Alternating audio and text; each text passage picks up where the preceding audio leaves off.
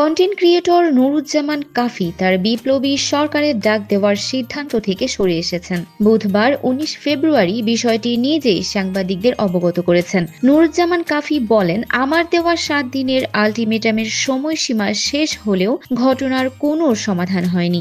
এর ফলে মামলাটি পুলিশের অপরাধ তদন্ত বিভাগ সিআইডিতে ট্রান্সফার করা হয়েছে এবং তদন্ত শুরু হয়েছে। তাই আমি এই সিদ্ধান্তের বিষয়ে আরও সময় নিয়েছি।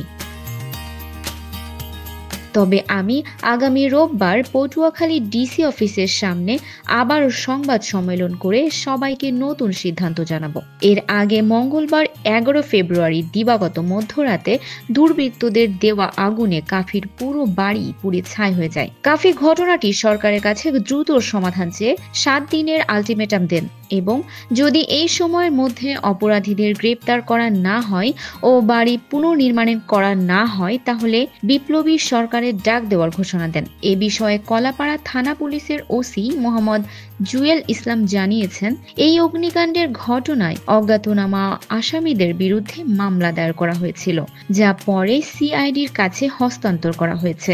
সিআইডি তদন্ত শুরু করেছে।